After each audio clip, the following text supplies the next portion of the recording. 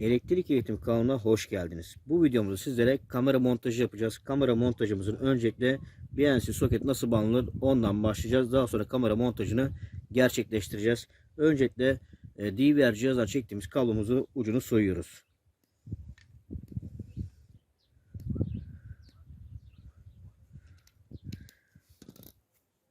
Şu dışarısındaki elektrik sinyallerine karşı koruyucu olan shield görevi gören kabloyu soyuyoruz.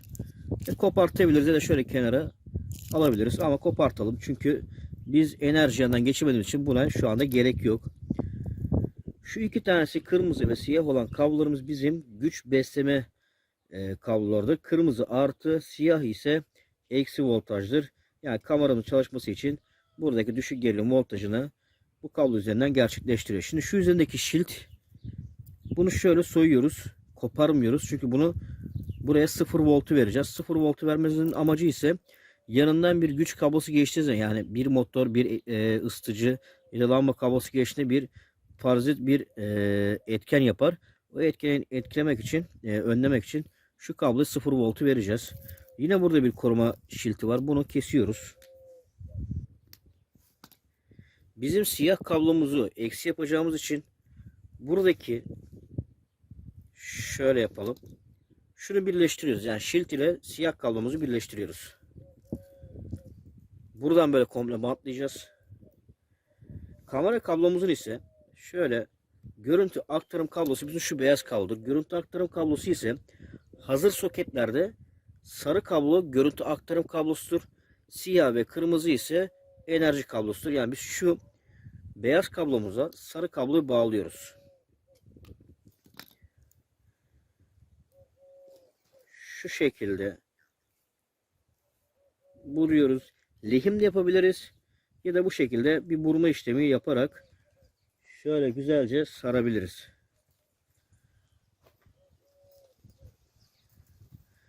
Daha sonradan enerji verdiğimiz eksi voltajımızı şuradaki siyah kabloya bağlıyoruz.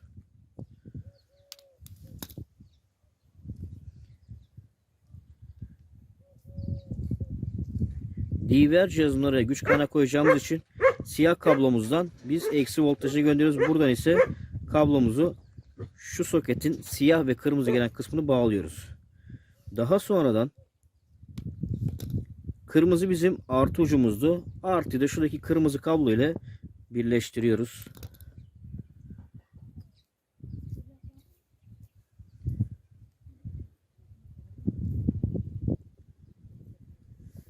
Şimdi uçlarımızı izole edeceğiz.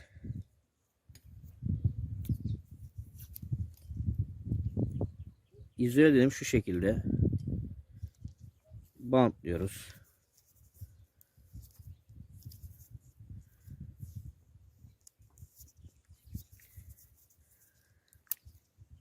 Daha sonra artı besleme ucumuzu izole ediyoruz.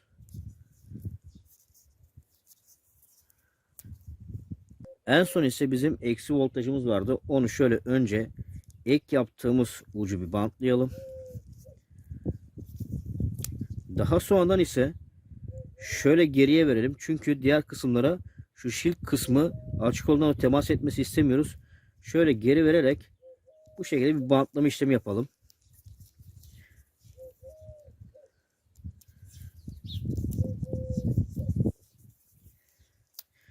Görüntünün çok kötü olduğunu aldırış etmeyin.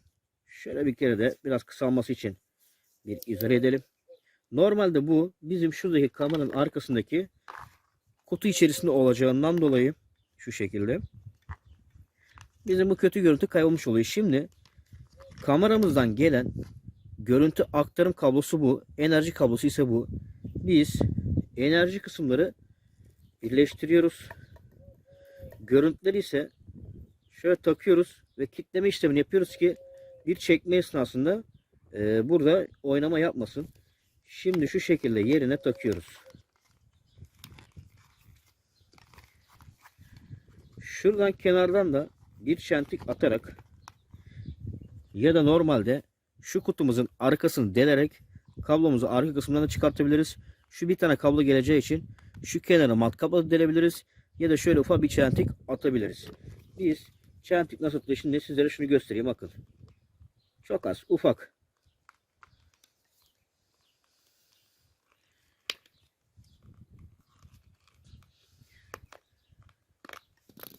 Kablonun sadece geçebileceği genişlik kadar bir çentik atıyoruz. Ve buradaki kapağımızı yerine takıyoruz. Ve gördüğünüz gibi bakın, ufacık bir boşluk kalıyor. Şuradaki vidalardan da montajını gerçekleştiriyoruz. Şimdi birlikte kamera montajımızı gerçekleştirelim.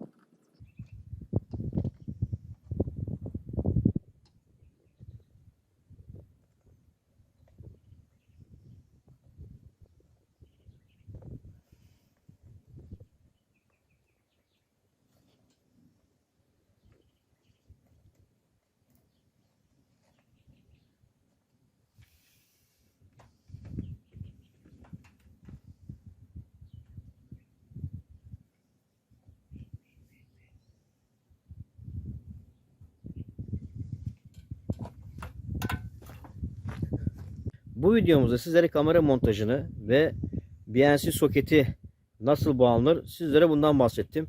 Ama kamera sisteminin komple kurulumunu öğrenmek istiyorsanız videonun açıklama kısmında linki olacaktır. Daha önceden sizlere sıfırdan sona kadar bütün işlemlerin nasıl yapıldığını sizler için video oluşturdum. Oradaki linki tıklayarak tüm videomuzu izleyebilirsiniz. Bize destek olmak için kanalımıza abone olmayı, videomuzu beğenmeyi es geçmeyiniz.